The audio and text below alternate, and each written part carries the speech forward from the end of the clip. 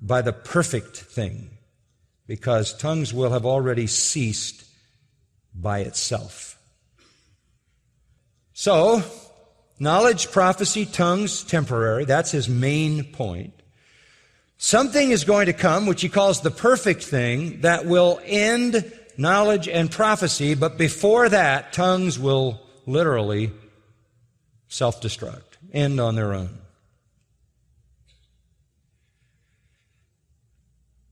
So the gift of tongues will cease by itself. That's what it says. The question is, let's just take tongues for a minute. When? Well, we can answer that question. And I'm going to answer it for you right now. The gift of tongues ceased, the ability to speak in language you didn't know, as a demonstration of the fact that a supernatural word from God was coming, as a sign to Israel that because they wouldn't listen when he spoke a language they could understand, as Isaiah prophesied, he would now speak in a language they couldn't understand. It was both a judgment sign as well as a sign affirming those who spoke the true gospel, as on the day of Pentecost. But we know it ceased, and it ceased in the apostolic era. Several things indicate this. Let me give you some things to think about. Number one, speaking in language is a kind of miracle. Speaking in languages is not a kind of miracle, it is a miracle.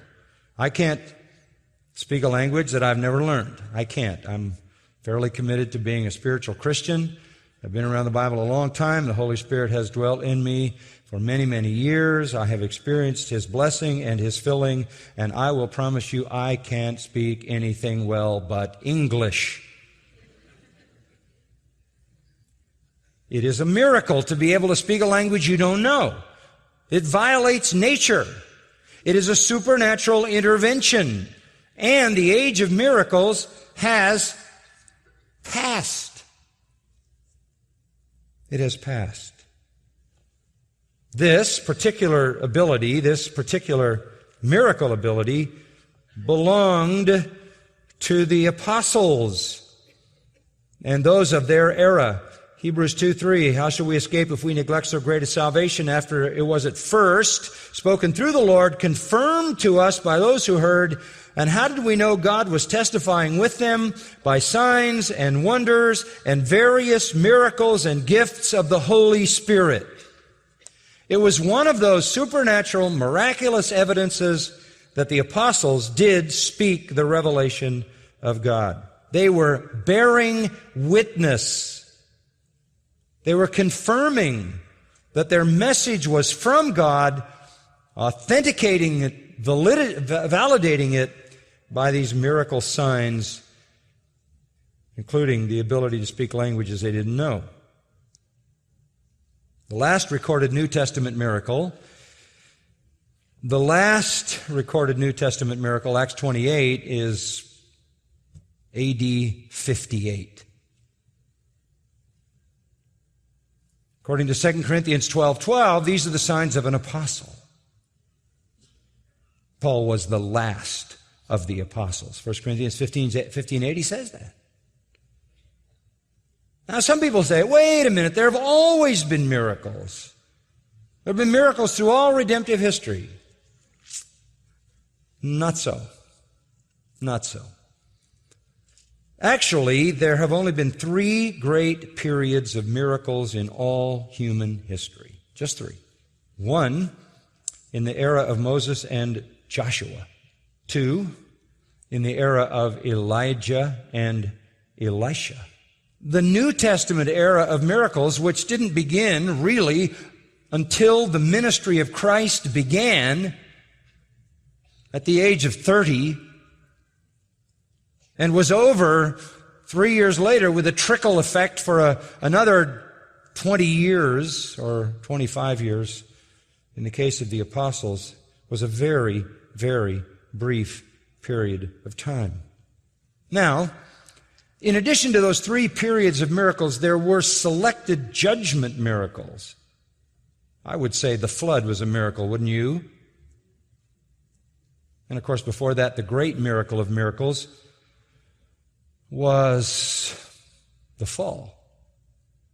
A supernatural event in which God cursed the universe. That's a miracle. That's a supernatural act. Tower of Babel was a miracle when God changed everybody's language. So you have judgment miracles scattered throughout redemptive history. Miracles, however, as we know them in the ministry of Christ, were not the norm. No prophet went through the land healing everybody, casting out demons. No prophet, not in the Old Testament, any place. There will be a future time of miracles in the millennial kingdom of Christ. There will be one big miracle that launches the kingdom, the return of Christ, and the judgment of all the ungodly, and the transformation of the earth, as the prophets describe it, literally transforming this planet, changing it dramatically and changing its inhabitants, even its animals. Secondly, speaking in languages was a judicial sign to Israel because of Israel's unbelief. Tongues, on the other hand, speaking a language people don't understand, is a judgment sign. When God acted in judgment on Israel in 70 A.D. and the Romans came in, destroyed the city, destroyed the temple, massacred Jewish people, God's judgment fell. God's judgment fell. At that particular point, no further sign was needed.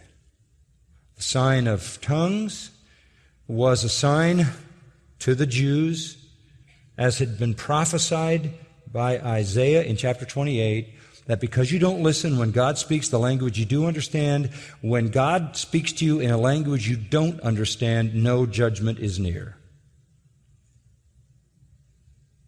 And tongues was that precursor to judgment. A third thing to consider when you think about this is that speaking in tongues faded because it was inferior. Verse 1 of chapter 14. Pursue love. And this is the wrap-up on chapter 13. Should be the last verse of chapter 13.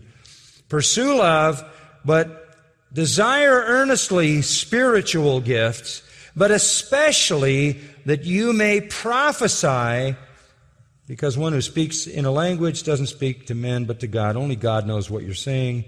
No one understands. But the one who prophesies speaks to men for edification, exhortation, and consolation. Far better to speak in a language everyone understands. All the way down to verse 12 in chapter 14, Paul shows that tongues is an inferior means of communication.